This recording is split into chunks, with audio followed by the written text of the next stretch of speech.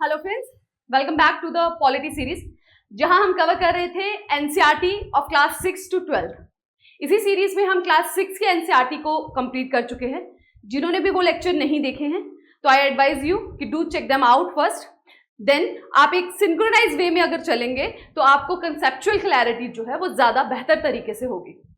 आज से हम स्टार्ट करेंगे क्लास 7 की एनसीईआरटी। फाइन, तो जो तरीका है वो सेम रहेगा कि हम बहुत एग्जाम ओरिएंटेड तरीके से ही पढ़ेंगे। एनसीईआरटीज नो डाउट बनाई गई हैं उस पर्टिकुलर जो एज ग्रुप के स्टूडेंट्स हैं उनके हिसाब से, उन्हें वो कंसेप्ट समझ आ जाए उस हिसाब से बनाई गई है। तो हमें वो चीज़ें अच्छे से समझने में तो हेल्प करेंगे, बट साथ ही हम कुछ करंट चीज़ों को भी इसमें मिलाते हुए चलेंगे ताकि हमारी जो होलिस्टिक जो तैयारी है वो एग्जाम की हो पाए। ठीक है, सो ये सभी चैप्टर्स हैं क्लास 7 के एनसीईआरटी में जो हम कवर करेंगे। Around 9 chapters are there. आज हम स्टार्ट करेंगे चैप्टर नंबर 1 से, which comes under unit 1, that is equality in Indian democracy. ठीक है, so the first chapter will be equality. Equality, वहीं पे ये जो चैप्टर 9 है, आई थिंक ये विजिबल नहीं है, so chapter 9 is struggle for equality. So दोनों बहुत इंटर रिलेटेड से टॉपिक है। एक टॉपिक में हम ये जानेंगे कि इक्वालिटी है क्या, कंसेप्ट क्या है, and the second topic is about कि इक्वालिटी को अचीव करने के लिए क्या क्या स्ट्रगल्स को फेस करना पड़ता है, आइदर एक ह्यूमन को, एक सिटीजन को, और एक गवर्नमेंट को, एक ऑर्गेनाइजेशन को। तो आई ट्राई कि हम इन दोनों को रिलेट कर एक ही अपने वीडियो लेक्चर में कवर कर लें। ठीक है, तो चलिए पहले स्टार्ट करते हैं चैप्टर नंबर 1 से, दैट इज इक्वालिटी। वो खत्म करने से पहले हम जानते हैं कि हम इस टॉपिक में कवर क्या क्या करेंगे। इस टॉपिक में सबसे पहले हम जानेंगे व्हाट इज इक्वालिटी। ठीक है, फिर हम देखेंगे कि गवर्नमेंट, हमारे जो कॉन्स्टिट्यूशन है, इंडियन डेमोक्रेसी का जो कॉन्स्टिट्यूशन है हमारा, उसमें क्या प्रोविजंस है इक्वालिटी को लेकर, क्या कुछ प्रावधान उसमें लिखे गए हैं इक्वालिटी को इंश्योर करने के लिए। देन वी विल लर्न कि गवर्नमेंट ने क्या स्टेप्स उठाए हैं कि ये जो इक्वालिटी है ये इंश्योर हो सके, हर एक इंसान को ये मिल सके। And lastly we will see equality in other democracy. ठीक है, जो वर्ल्ड में बाकी डेमोक्रेसीज हैं जैसे यूएसए हो गया, वहां पे इक्वालिटी की जो स्टेटस है वो क्या है। ठीक है, यही सब इस चैप्टर में मेंशन है और यही सब हम पढ़ेंगे। तो शुरू करते हैं पहले कंसेप्ट से, that is what is equality. Equality क्या है? देखिए, सिंपल अगर आप इसके लिटरल मीनिंग पे जाएं तो इक्वालिटी का मतलब है बराबरी।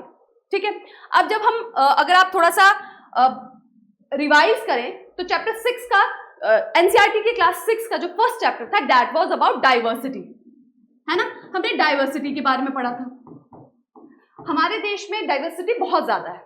वो आपको लैंग्वेज के बेस पे भी मिलती है, वो आपको रिलीजन के बेस पे भी मिलती है, फूड में, कुजीन, है ना, कल्चर, और भी बहुत सी एथनिसिटी, रेस, बहुत सी डाइवर्सिटी हमारे देश में पाई जाती है। बट डाइवर्सिटी, मैंने तब भी आपको ये क्लियर किया था कि डाइवर्सिटी का मतलब ये नहीं होता कि वो लोग आपस में इक्वल नहीं है। लेट्स टेक एन एग्जांपल कि वी कैन नॉट से कि बंगाली बोलने वाले इंसान का status is good, is more, और एक तमिल या तेलुगु बोलने वाले पर्सन का स्टेटस लो है ना। डिफरेंट लैंग्वेज बोलने से आपके स्टेटस में, आपकी क्वालिटी में वेरिएशन नहीं आती। पर्सन, उनको जो as a citizen of India they are equal. ठीक है, चाहे फिर वो कोई भी लैंग्वेज बोलते हो, वो कोई भी रिलीजन से बिलोंग करते हो, है ना, किसी भी जेंडर से हो, it doesn't matter. As a citizen of country, as a citizen of a democratic country, वो इक्वल हैं, बराबर हैं। ठीक है, सो इक्वालिटी का मतलब होता है डिफरेंट आप इसके कंटेक्स्ट में इसको बोल सकते हैं, सिर्फ एक ही कंटेक्स्ट में नहीं, आप इसको लॉ के कंटेक्स्ट में बोल सकते हैं कि जब कानून की बात आती है तो कोई इंसान कोई भी लैंग्वेज बोलता हो, किसी भी रिलीजन को फॉलो करता हो, किसी भी जेंडर से बिलोंग करता हो, किसी भी कल्चर का हो, रेस का हो, एथनिसिटी का हो, कोई फर्क नहीं पड़ता, कानून के सामने सब इक्वल है। अगर डिफरेंट रिलीजन के लोगों ने एक जैसा क्राइम किया है तो उनको एक जैसी सजा मिलेगी। ठीक है, ये नहीं है कि उनको डिफरेंट सजा मिलेगी, एक को उम्र कैद हो गई, एक को फांसी हो गई, नहीं, that will be decided on the severity of crime, है ना, कि क्राइम कितना गंभीर था, कितना संगीन था, उस बेस पे जो है लेवल ऑफ पनिशमेंट डिसाइड किया जाएगा, अदरवाइज इन चीजों पर नहीं।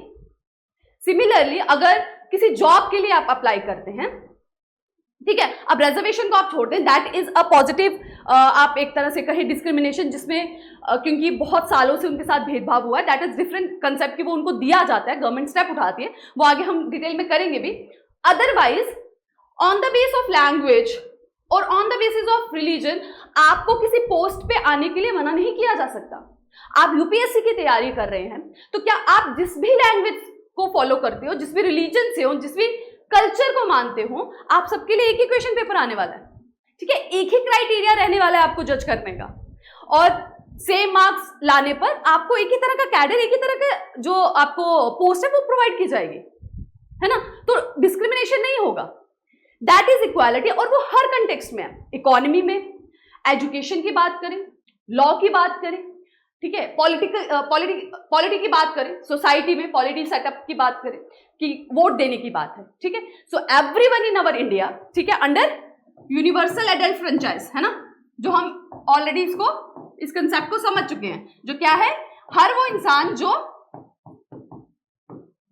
18 ईयर से अबव का है, उसे हक है अपना रिप्रेजेंटेटिव चुनने का, अपना नेता चुनने का, अंडर यूनिवर्सल एडल्ट फ्रेंचाइज, जो हमारे देश के डेमोक्रेसी का एक बहुत इंपॉर्टेंट आपके कंपोनेंट है, ठीक है।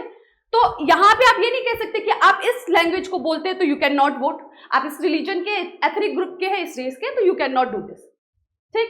So that is equality, no matter how much depth of diversity is there, there will not be any discrimination on the base of that, and everybody, every citizen, only citizen। अब ऐसा नहीं है, अब equality की जब आप बात करें देश और विदेश के लोगों की, अब हमारे देश के लोगों को जिस तरह की सुविधाएं या जिस तरह की आप कहें फैसिलिटीज अवेलेबल हैं, सिमिलरली विदेशियों को नहीं होगी। राइट टू वोट इस देश के नागरिक के पास है, लेकिन अब विदेश का कोई पर्सन आकर यहाँ वोट नहीं दे सकता, ठीक है ना, वो नहीं दे सकता। एज अ ह्यूमन राइट्स तो सबके सेम होंगे, but citizen, as a citizen we all are equal. हम इक्वालिटी को डेमोक्रेसी के कंटेक्स्ट में पढ़ रहे हैं, एक देश के कंटेक्स्ट में पढ़ रहे हैं।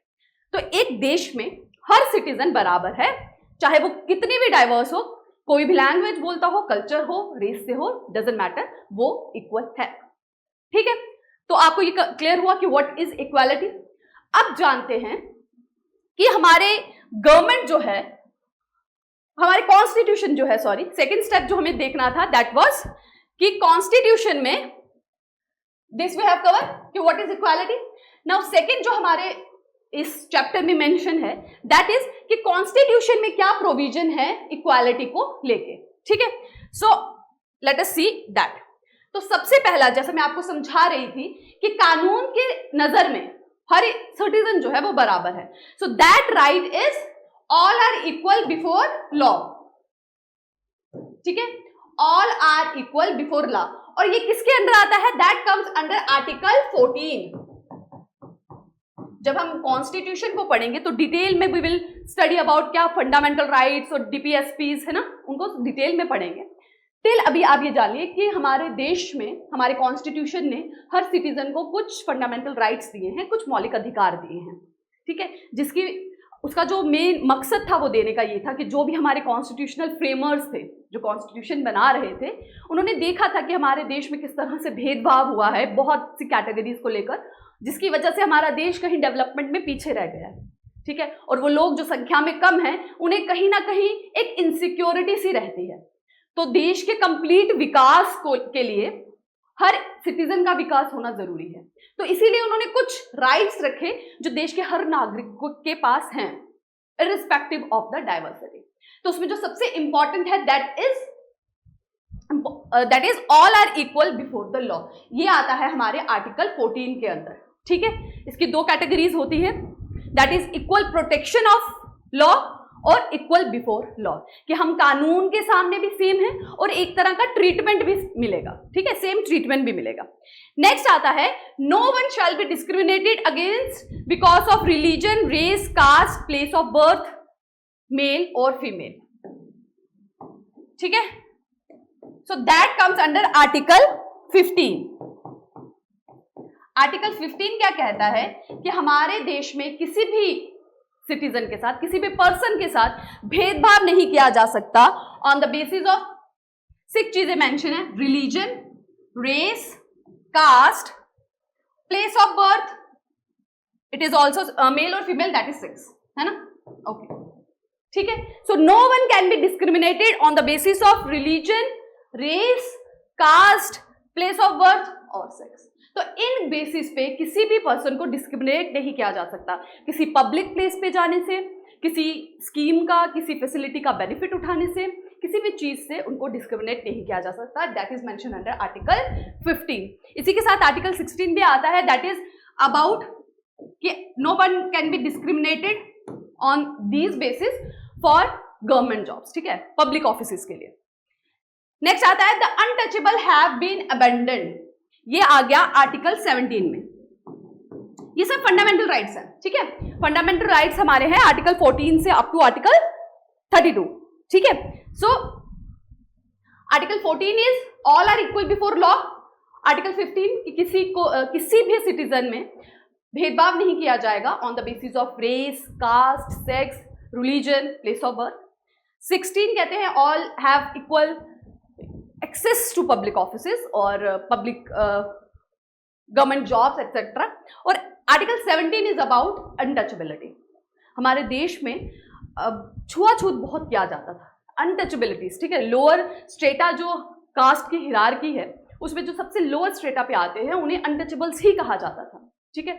तो हमारे जो कॉन्स्टिट्यूशन के फ्रेमर है, that is main important person, that is B R. Ambedkar, doctor B R. Ambedkar, उन्होंने ये चीज फेस भी की थी, ठीक है, जिसका इंसिडेंट हमने डिस्कस भी किया था क्लास 6 में कि कैसे उन्हें कोई भी कार्ड वाला ले जाने के लिए तैयार नहीं था, कोई भी गाड़ी वाला रेडी नहीं था उन्हें अपनी गाड़ी पे बिठाने के लिए और उन्हें रेलवे स्टेशन से ले जाने के लिए, ठीक है। So that sort of discrimination was there in our country.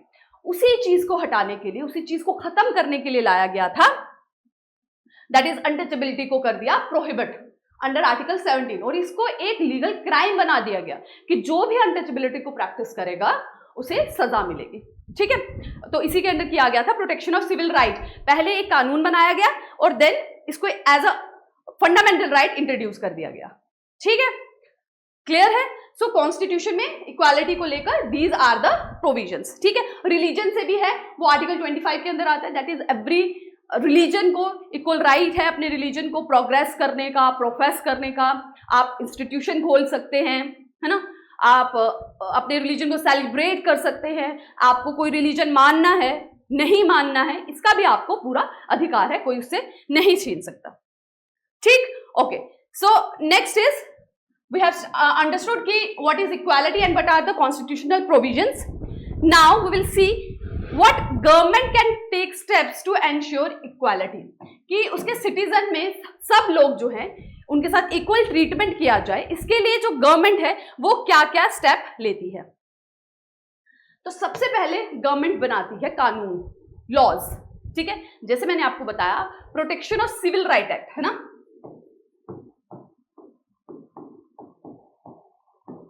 Protection of civil right act,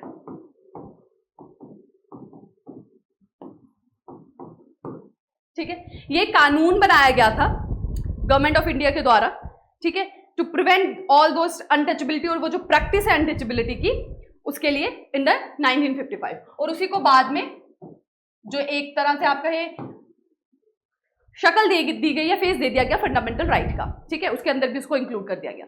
तो पहला है कि गवर्नमेंट इंश्योर कर सकती है equality through passing the laws बनाकर, ठीक है। नेक्स्ट क्या करेंगे कि गवर्नमेंट इक्वालिटी को इंश्योर करती है थ्रू द वेरी स्कीम्स और प्लान्स।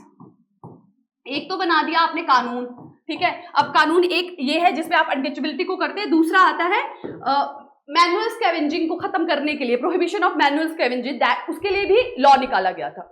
मैनुअल स्कैवेंजिंग मतलब जो लो कास्ट के पीपल को कंपेल किया जाता था सफाई करने के लिए, जो ड्राई आपका ही सीवेज डिस्पोजेबल टैंक्स होते थे उनकी क्लीनिंग करने के लिए विद देयर नेकेड हैंड्स, ठीक है, मैनुअल स्कैवेंजिंग, ठीक है, उन चीजों के लिए। तो उसको भी प्रोहिबिट कर दिया गया, उसका भी कानून बनाया गया। क्योंकि देखिए आप इन चीज़ों को जितना मर्जी अवेयर कर दे लोगों को, या आप इसके बारे में लोगों को बहुत ज़्यादा एनकरेज करें, जागरूक करें, लेकिन स्टिल जब तक लीगली एनफोर्स नहीं किया जाता कोई चीज़, सोसाइटी में उस चीज़ को फॉलो करना, सोसाइटी में उसको इम्प्लीमेंट करना मुश्किल हो जाता है। जब किसी चीज़ को करने के लिए नेगेटिव कॉन्सिक्वेंसेस मिलते हैं ना, तो लोग उसको करना थोड़ा सा अवॉइड करते हैं। ठीक है, अभी भी untouchability still it is practised in our country, ठीक है, लेकिन फिर भी because now people are getting aware of their rights, तो लोगों को थोड़े सा you can say sort of fear has erupted, ठीक है, कि डर है, अगर वो करेंगे तो उनके अगेंस्ट लीगल जो है एक्शन लिया जा सकता है। ठीक है, तो मैनुअल स्कैवेंजिंग को भी खत्म करने के लिए लॉ बनाया गया। ठीक है, ओके, नेक्स्ट क्या करते हैं, इंश्योर करने के लिए इक्वालिटीज को बनाया जाता है स्कीम्स को। लाइक अब स्कीम्स कैसे हेल्प करेंगे?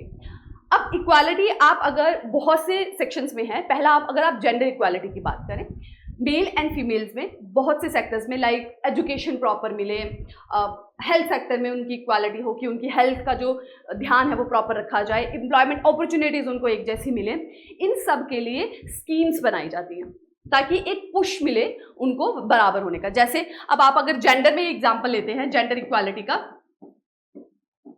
है ना, तो बहुत सी स्कीम्स गवर्नमेंट ने लाई है अंडर द मिशन शक्ति, है ना, मिशन शक्ति में के अंडर बहुत सी स्कीम गवर्नमेंट ने लाई है for the security and the empowerment of the women, ताकि विमेन को पुश मिले और जो मेल के आप एक तरह से कहें इक्वल फेस पे वो आ सके in terms of employment, in terms of financial stability.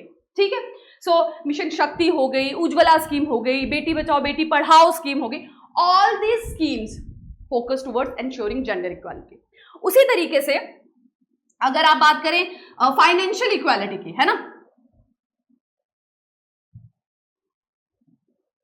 Okay, आप अगर बात करें फाइनेंशियल इक्वालिटी की, तो बहुत से लोग हमारे देश में पॉवर्टी लाइन के नीचे हैं, जो अपनी बेसिक जो उनकी रिक्वायरमेंट्स हैं उनको भी फुलफिल नहीं कर पाते हैं। ठीक है, सो फाइनेंशियल इक्वालिटी को एंश्योर करने के लिए गवर्नमेंट लाती है वेरी स्कीम, लाइक उनको नेशनल फूड एक्ट लाया गया, है ना, जिसपे लो प्राइस पे फूड ग्रेन्स प्रोवाइड किए गए लोगों को जो कि बीपीएल से बिलो पॉवर्टी लाइंस हैं। उसी तरह से एमजी नरेगा, है ना, Mahatma Gandhi national rural employment mission, इसके अंदर भी क्या फोकस था कि हर एक इंसान को काम मिले, काम करने का मौका मिले। ठीक, उसी तरह से वेरी इंपॉर्टेंट जो इस चैप्टर में भी मेंशन है, that is mid day meal scheme. All these schemes, इनका फोकस क्या था? फोकस था इक्वालिटी को इंश्योर करना, फाइनेंशियल, जिन लोगों के पास खाना नहीं है, बेसिक नीड्स जो न्यूट्रिएंट्स उनको चाहिए वो नहीं है, वो उनको अवेलेबल कराया जाए। अगर उनके पास हेल्थ सेक्टर में इक्वालिटी नहीं आ रही क्योंकि फाइनेंशियली इक्वल नहीं है, पैसा नहीं है, तो अगर बीमार होंगे तो वो अच्छी हेल्थ फैसिलिटी को अवेल भी नहीं कर पाएंगे, है ना, अच्छी हेल्थ फैसिलिटी नहीं ले पाएंगे, तो उनको वो प्रॉपर लोअर प्राइस पे अच्छी हेल्थ फैसिलिटीज मिले, उसके लिए स्कीम्स लाई गई, जैसे NRHM, national rural health mission. ठीक है, सो गवर्नमेंट करती है इक्वालिटी को इंश्योर करने के लिए, पहले बनाती है कानून and then it pass various schemes और प्लान। ठीक है, उसी में जो सबसे इंपॉर्टेंट है दैट इज जो हमारे इस चैप्टर में ही मेंशन है, that is mid day meal scheme. ठीक, so what is mid day meal scheme? Mid day meal scheme जो है वो एक सेंट्रली स्पॉन्सर्ड स्कीम है। ठीक है, mid day meal scheme, mid day meal scheme is a centrally sponsored scheme. Centrally sponsored scheme क्या होती है? जिसकी जो फंडिंग है that comes both from centre and state. कुछ फंडिंग 60:40, 90:100 इस तरह की रेशियो होती है, रेशियो वेरी करती हैं state to state. Generally Himalayan states जो होती है वहां पे 90:10 की रेशियो रहती है। 90 जो है वो सेंटर प्रोवाइड करता है और 10 जो है that is provided by the state, और जनरली बाकियों में that is 60:40। 60% of funding is provided by the centre and 40% is by the state. ठीक है, so mid day meal scheme is a centrally sponsored scheme which was started in the year 2007। Sorry, 2007 में ये start नहीं हुई थी, 2007 में it was it was started in 1995 और 1995 में जब ये स्टार्ट हुई थी ना, it was for just class 5। इसका मकसद क्या था ना कि बच्चों को एनकरेज किया जाए स्कूलिंग मतलब एजुकेशन अवेल करने के लिए, और एजुकेशन के साथ साथ उनको बेसिक न्यूट्रिएंट्स जो उनकी बॉडी के लिए उनको चाहिए, खाना जो है वो भी प्रोवाइड किया जाए। ठीक है, तो एक ही तरीके से उनके दो बेनिफिट्स हो जाए। और क्लास 5 तक when this scheme was started it was just for up to class 5। Later on by 2007 से इट वाज आप एक तरह से बढ़ा दिया गया इसकी सीमा को अप टू क्लास 8।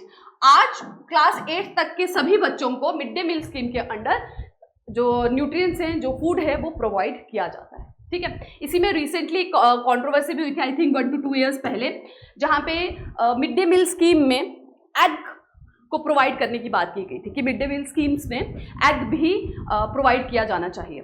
ठीक है, सो अब इसमें क्या रहता है ना कि क्योंकि स्कूल में डिफरेंट रिलीजन के लोग पढ़ते हैं, डिफरेंट कास्ट से लोग आते हैं, और सबका जो फूड प्रेफरेंस है वो डिफरेंट होता है। कुछ लोग वेजिटेरियंस हैं, कुछ इतना ज़्यादा रिलीजियस हैं कि एग को जिस जगह पे एग होगा वहाँ से वो खाना लेंगे ही नहीं। और क्योंकि स्कूल एक ऐसी व्यवस्था है वहाँ सबको इक्वालिटी जो है ना, इस चीज़ में इक्वालिटी बहुत इंपॉर्टेंट है कि सबको एक जैसा ट्रीट किया जाए और एक जैसा जो है ट्रीटमेंट मिले। उसके लिए इस चीज़ को इंक्लूड करने में हमेशा कंट्रोवर्सी रही है, और मैक्सिमम जो स्टेट्स हैं वो अवॉइड करती रही हैं एग को मिड डे मील स्कीम में इंक्लूड करने से। ठीक है, कि किसी तरह से कोई क्योस ना हो जाए और कन्फ्लिक्ट ना निकल आए, उसकी वजह से mostly avoid to give egg irrespective of the benefits what the egg can provide to the children of these age. ठीक है, so it comes under the Ministry of Education, Human Resource, Ministry of Education. ठीक है, fine, okay. तो main मकसद क्या था? Enhance करना enrolment को। और 2021 में इसके नाम को चेंज कर दिया गया है टू द पीएम पोषण, ठीक है, स्कीम। मिड डे मील का ही नाम रीनेम कर दिया गया है under prime minister Poshan scheme. ठीक है, एक तो पोषण स्कीम है, it is prime minister Poshan scheme 2021 में। ठीक है, फाइन, यहां तक क्लियर है। So that was about mid day meal scheme. ठीक है, इसमें आपको आई थिंक कभी प्रीवियस ईयर के क्वेश्चन में एक बार मिड डे मील स्कीम्स के सक्सेस पे और क्या उसके लूप होल है जिसकी वजह से mid day meal scheme successful नहीं हो पाई है, इसके बारे में क्वेश्चन पूछा भी गया है। ठीक है, तो जल्दी आप इसे मेंशन कर सकते हैं कि अगर इस तरह से क्वेश्चन आता है, what the measures government can take to ensure equality को इंश्योर करने के लिए क्या क्या स्टेप्स ले सकती है और क्या क्या लिए गए हैं। तो उसमें schemes like mid day meal schemes बहुत इंपॉर्टेंट हो जाती हैं। ठीक है, जो कि लॉन्च की गई थी 1995 में, 2007 में इसको इंक्रीज किया गया क्लास 8 तक के स्टूडेंट को इन्वॉल्व करने के लिए, और 2021 में इसके नाम को चेंज कर दिया गया है to the prime minister Poshan scheme. Fine, okay, so that is about chapter number 1। इसमें जो लास्ट टॉपिक हमारा रह गया that is equality in other democracies, जो बाकी डेमोक्रेसी वर्ल्ड में पाई जाती हैं। हमारे देश में जो डेमोक्रेसी है उसके बारे में हमने देखा कि इक्वालिटी को इंश्योर करने के लिए हमारे कॉन्स्टिट्यूशन में भी कुछ प्रोविजन है और हमारी गवर्नमेंट भी कुछ स्टेप्स उठाती है, जैसे कुछ लॉज बनाते हैं, कुछ स्कीम्स बनाते हैं। अब जो वर्ल्ड में बाकी डेमोक्रेसीज है वहाँ इक्वालिटी का क्या स्टेटस है? तो अगर हम यूएस में देखें तो वहाँ पे बहुत से लोग हैं जो माइग्रेट होके गए हैं अफ्रीका से, बाकी कंट्रीज से। वहाँ पे उन लोगों के साथ बहुत ज़्यादा भेदभाव हुआ है। ठीक है, यही एग्जाम्पल जो इस बुक में मेंशन भी किया गया है। अमेरिका में जो अफ्रीकन अमेरिकन हैं, जो अफ्रीका से लोग माइग्रेट होकर अमेरिका में आए हैं और देन उन्होंने सिटीजनशिप ली है, उनके साथ बहुत ज़्यादा और उनके एंसेस्टर्स के साथ जो है बहुत ज़्यादा भेदभाव किया गया। ठीक है, उन्हें अच्छे स्कूल्स में पढ़ना अलाउड नहीं था, उन्हें बहुत से राइट्स जो थे वो नहीं मिले थे। इसी की वजह से वहाँ पर द सिविल राइट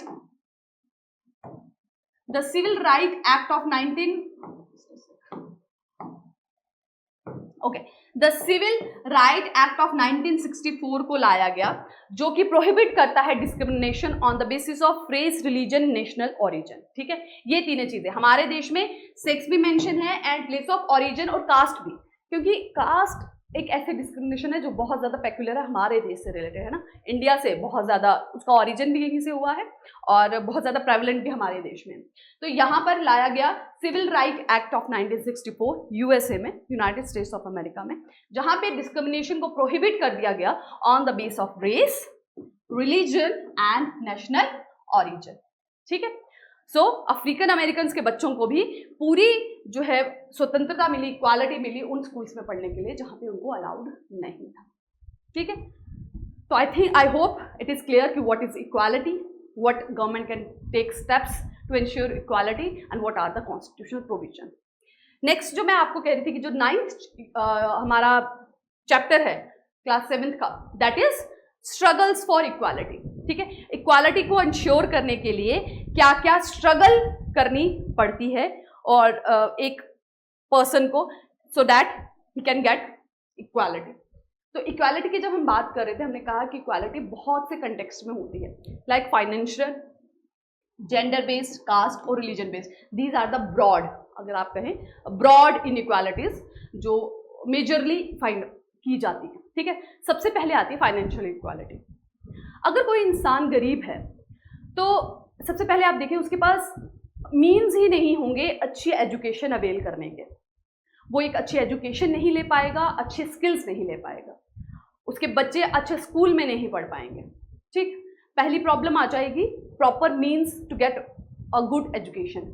सेकेंड आएगा, अगर उसे हेल्थ फैसिलिटीज अवेल करनी है तो उसे गुड हेल्थ फैसिलिटीज नहीं मिल पाएंगी, क्योंकि he can not afford to go in a reputed or in a very high status hospital, है ना, जहाँ पे क्योंकि चार्जेस इतने ज़्यादा आउट ऑफ द पॉकेट होंगे कि उसको he could not afford that. ठीक है ना, सो फाइनेंशियल इनइक्वालिटी जो है वो बहुत सी चीज़ों से आपको आप कहें एक तरह से डिवाइड कर देती है। ठीक है, एजुकेशन नहीं मिलता, जिनकी जो पॉवर्टी में फॉल करते हैं, बिलो पॉवर्टी लाइन के फॉल करते हैं, प्रॉपर एजुकेशन नहीं ले सकते, वो प्रॉपर हेल्थ उनको नहीं मिल पाती, साथ ही प्रॉपर उनके पास रेजिडेंस नहीं होता रहने का, जिसकी वजह से क्लीननेस नहीं होगी तो फर्दर फिर हेल्थ में प्रॉब्लम है। ठीक है, तो इस तरह से ये जो इनइक्वालिटी है ना वो इंटर रिलेटेड है। हमारे देश में एक इनइक्वालिटी दूसरी इनइक्वालिटी को जन्म देती है ना। एक इनइक्वालिटी क्या है कि भाई फाइनेंसिस की कमी है, दूसरी इनइक्वालिटी को कैसे जन्म दे रही है कि एजुकेशन सिस्टम में वैरी है, कि उसे एक पब्लिक स्कूल में जाना पड़ रहा है जहाँ पे अच्छा सिस्टम नहीं है, जहाँ पे अच्छा इंफ्रास्ट्रक्चर नहीं है, उसकी वजह से उसे अच्छी एम्प्लॉयमेंट नहीं मिल पा रही, मार्केट में उसे अपनी प्रॉपर स्किल्स अवेल नहीं कर पा रहा और एक अपने लाइफ स्टैंडर्ड को बढ़ाने के लिए अच्छी एम्प्लॉयमेंट नहीं जनरेट कर पा रहा। ठीक है, अब वो नहीं है तो प्रॉपर उसके पास रेजिडेंस नहीं है, घर नहीं है, घर का इंफ्रास्ट्रक्चर नहीं है, क्लीननेस नहीं है, देन हेल्थ प्रॉपर नहीं है, फाइनेंसेस नहीं है, क्योंकि फाइनेंसेस नहीं है, अच्छी हेल्थ फैसिलिटीज नहीं अवेल कर पा रहा। तो एक तरह से पूरा विशियस सर्कल जो है, एक इनइक्वालिटी दूसरी इनइक्वालिटी को लीड करती है। और इनइक्वालिटीज को खत्म करने के लिए लोगों को अक्सर कोई दूसरा, आपको जनरली तो क्योंकि डेमोक्रेसी कंट्रीज में ऐसा होता है कि हम अपने रिप्रेजेंटेटिव खुद चुनते हैं। ठीक है, तो हम अपनी बातों को अपने रिप्रेजेंटेटिव के थ्रू पहुंचाते हैं और उसी तरह से लॉज बनाए जाते हैं। अदरवाइज कभी कभार अगर ऐसा हो कि हमारे रिप्रेजेंटेटिव हमारी बात ना सुने, ठीक है, वही हमारे जो इनइक्वालिटीज है, हमारी जो नीड्स हैं उन्हें सुने ना और उन्हें फुलफिल ना करें, तो लोगों को खुद खड़े होना पड़ता है अपनी नीड्स के लिए। तो then they start the struggle for equality. फिर वो प्रोटेस्ट करते हैं, रैलीज निकालते हैं और एमएलएस के अगेंस्ट, एमपीज के अगेंस्ट, गवर्नमेंट के अगेंस्ट, और उनको कंपेल करते हैं उनकी नीड्स के हिसाब से डिसीजन लेने के लिए। ठीक है, जेंडर बेस्ड इनइक्वालिटी की बात करें, सो मेल्स एंड फीमेल्स में वेरिएशन हर एक स्टेज पे, आप एजुकेशन में देख लें, आप you can see it in the employment sector. ठीक है, लेबर पार्टिसिपेशन रेट में आप देख लें, हर जगह पर there is inequality. Then comes the caste and religion based. So caste की अगर बात करें तो स्टिल अभी जो मीनियल जॉब्स हैं, है ना, जैसे आपको एग्जांपल मैंने कहा मैनुअल स्कैवेंजरी को रेडिकेट कर दिया गया है। स्टिल अगर ड्रेन्स को साफ करना है, सीवेज टैंक्स को साफ करना है, तो इन्हीं लोगों को हायर किया जाता है। ठीक है, जनरली उन्हीं लोगों को हायर किया जाता है। लोअर कास्ट पीपल को। तो इस तरह के काम, मीनियल जॉब्स उन्हीं से कराए जाते हैं स्टिल। ठीक है, रिलीजन की बात करें सो अगर आप डेटा उठा के देखेंगे तो अभी भी आप देखेंगे कि बहुत से रिलीजन हमारे देश में हैं। हमारे देश में ऑलमोस्ट वर्ल्ड के हर रिलीजन के लोग पाए जाते हैं। तो बहुत से ऐसे रिलीजन है, लाइक अगर आप मुस्लिम्स का ही कंसिडर कर लें तो उनकी रिप्रेजेंटेशन, ठीक है, गवर्नमेंट सर्विसेज में या हायर एजुकेशन में बहुत कम है as compare to the ratio of the whole population. ठीक है, सो ये जो चीजें हैं, ये जो इनइक्वालिटीज हैं, they are still exist irrespective कि हमारे कॉन्स्टिट्यूशन में प्रोविजन है, गवर्नमेंट स्टेप उठा रही है, still these inequalities are there. ठीक है, now the fight for equality is done by a way of, या तो किया जाता है कि प्रोटेस्ट किए जाते हैं, रैलीज निकाली जाती है, and they are forced the government to take step for the betterment of their life. ठीक है, ओके, इसी में हमारे 2 एग्जाम्पल्स भी मेंशन किए गए हैं जो इस चैप्टर में इक्वालिटी के लिए जो स्ट्रगल हुई है उसके 2 एग्जाम्पल है, जो एज अ केस स्टडी आप अगर अपने मेंस के आंसर्स लिखें तो उसमें आप बहुत इजीली उसको मेंशन कर सकते हैं। ठीक है, या आप एथिक्स के पेपर में, क्योंकि जनरली एथिक्स के पेपर में आपको कुछ रियल लाइफ एग्जाम्पल्स लिखनी होती है, जिससे आपका जो आंसर है वो ज़्यादा स्ट्रॉन्ग बन जाता है और मार्क्स जो है, ब्राउनी मार्क्स जो है, आप गेन कर पाते हैं। तो इसमें जो 2 इंसिडेंट्स यहाँ मेंशन है वो आप ज़रूर उसको लिख के रख लें या उसके नोट्स बना लें, जो आपको किसी भी आप आंसर्स में उसको इनकलकेट कर सकते हैं। पहला is about this story that is about Tawa river, जो कि एक नर्मदा रिवर के माउथ पे एक रिवर निकलती है। ठीक है, एक उसकी ट्रिब्यूटरी है, दैट इज तवा रिवर। ठीक है, जो कि छिंदवाड़ा जो एक डिस्ट्रिक्ट है मध्य प्रदेश की, वहां से जाती है। तो उस रिवर के ऊपर डैम बना दिया गया। ठीक है, तो डैम बनाने के लिए बहुत सा पानी, आपको पता है, रिजर्वायर की तरह इकट्ठा किया जाता है। तो वहां के जो लोग थे, विलेज के जो लोग थे, उन्हें वहां से माइग्रेट करना पड़ा क्योंकि उनका विलेज डूब गया। ठीक है, उन्होंने वहां से माइग्रेट कर लिया, लेकिन स्टिल दे आर हैप्पी। उन्होंने कहा कि वो जो रिजर्वायर था जहां पे उन्होंने पानी इकट्ठा करके रखा था, वो वहां से मछली पकड़ते थे और अपना जो आप कहें कि बेसिक नीड्स थे जो उनके फूड के, वो फुलफिल वहां से करते थे। लेकिन लेटर ऑन क्या हुआ, गवर्नमेंट ने वहां से मछलियां पकड़ने का जो आप एक तरह से कॉन्ट्रैक्ट है वो भी एक प्राइवेट कंपनी को दे दिया। इससे क्या हुआ, जो उनका बेसिक अधिकार था वो भी छीन लिया गया वहां के गांव के लोगों का। पहले तो उनका छूटा था घर, लेटर ऑन उनका जो काम था वो भी छूट गया। इसके बाद उन्होंने बनाया Tawa Matsya Sangh. Tawa is the name of the river, ठीक है, जहां पर डैम बनाया गया। Matsya is the Hindi word for the machhli, ठीक है, एंड संघ। तो उन्होंने एक अपना ग्रुप सॉर्ट ऑफ बनाया, तवा मत्स्य संघ, और टुगेदर उन्होंने मिलकर उन्होंने प्रोटेस्ट किया, अपनी आवाज उठाई। ठीक है, गवर्नमेंट के पास आवाज उठाई, ठीक है, रोड ब्लॉक किए, गवर्नमेंट के साथ लॉबी किया। अल्टीमेटली वो सक्सेसफुल हुए और उनको फिशिंग राइट्स वापस मिल गए। ठीक है, लेकिन वो यहीं पे नहीं रुके, उन्होंने बाकी विलेजेस के साथ भी कोऑपरेट किया और उन्हें भी पूरे फेयर प्राइजेस दिलाए। तो अपनी इक्वालिटी के लिए पर्सन लड़ सकता है और लड़के वो अपने हक को वापस ले सकता है। देखिए, डेमोक्रेटिक कंट्री की जो आप एक कहे ना ब्यूटी है, वो यही है। ठीक है, ऑब्वियस है कभी कभी केओस हो जाता है, क्योंकि हर इंसान अपने पर्सनल राइट के लिए लड़ेगा तो केओस हो जाएगा, बट स्टिल क्योंकि डेमोक्रेसी है और हर एक को हक है, ठीक है, हर एक को राइट है अपने नीड्स को, अपने राइट्स के लिए लड़ने का, तो उससे वो खड़े हो सकते हैं, वो प्रोटेस्ट कर सकते हैं and they can get their right back. ठीक है, so one is this example. और दूसरी एग्जाम्पल है related to the Kerala, related to Kerala. ठीक है, अभी रिसेंटली इससे रिलेटेड एक न्यूज भी है केरला की, दैट इज केरला का नाम चेंज किया जा रहा है। ये एक थोड़ा सा करंट अफेयर आपके लिए, क्या किया जा रहा है केरला का नाम change? Keralam, I think LUM होगा। ये जो उनकी नेटिव लैंग्वेज है ना मलयालम, उसमें बोला जाएगा केरलम। ठीक है, सो इसको चेंज करने के लिए एक प्रपोजल जो है सॉर्ट ऑफ, वो लेजिस्लेटिव असेंबली जो है केरला की, उसने पास कर दिया है और सेंड किया गया है पार्लियामेंट में फॉर द अप्रूवल। ठीक है, अब अगर आपको जानना हो कि स्टेट का अगर नाम चेंज करना है तो ये किसके अंडर आता है, it comes under article 2 and 3। ये जस्ट अ सेक, ओके, यहां पे करते हैं। ओके, सो आर्टिकल 2 और 3 है जो कॉन्स्टिट्यूशन का, उसके अंडर किसी भी स्टेट का नाम चेंज किया जा सकता है, ठीक है।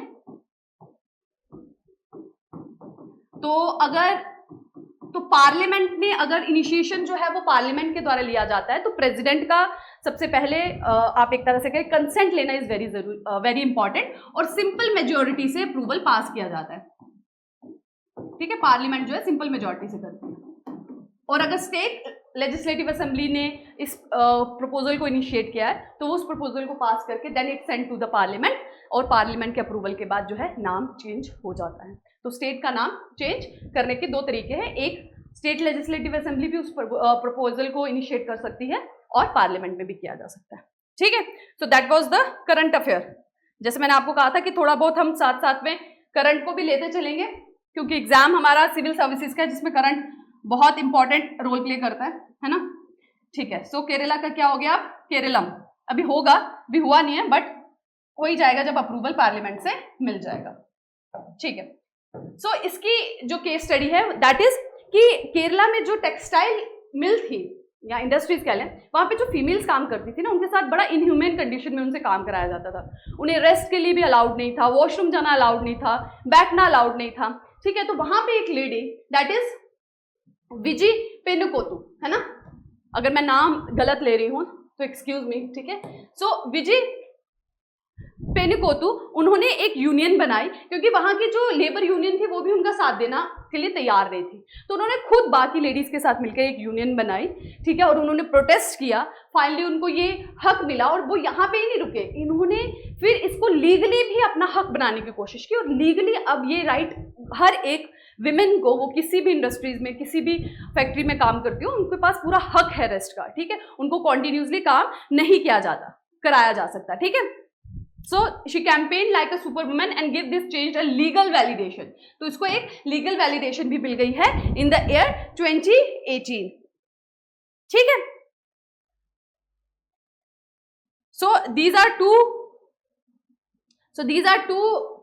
केस स्टडीज जो आप अपने किसी भी आंसर में मेंशन कर सकते हैं। एक related to Kerala and second was related to Chhindwara district where Tawa river के ब्रिज पर डैम बनाया गया था। तो लोग इस तरह से जो अपने राइट्स के लिए लड़ सकते हैं और अपने राइट्स को वापस ले सकते हैं। सो that was about struggle for equality, जिसमें हमने देखा कि इनइक्वालिटी बहुत से बेसिस पे है, जेंडर, कास्ट, रिलीजन, फाइनेंशियल, और एक इनइक्वालिटी दूसरी इनइक्वालिटी को जन्म देती है, ठीक है। ऑल्दो कॉन्स्टिट्यूशन में प्रोविजन मेंशन है, गवर्नमेंट स्कीम भी बनाती है, लेकिन फिर भी अगर आपको आपकी बराबरी का हक ना मिले तो आप आवाज उठा सकते हैं, आप प्रोटेस्ट कर सकते हैं, और प्रोटेस्ट करके आप अपने हकों को वापस ले सकते हैं। ओके, तो इसी के साथ हमने चैप्टर जो एनसीईआरटी की क्लास 7 की बुक है उसका चैप्टर 1 एंड चैप्टर 9 उसे हमने कंप्लीट कर लिया है। नेक्स्ट वीडियो लेक्चर में हम करेंगे chapter number 2। Till then take care, study hard, thank you.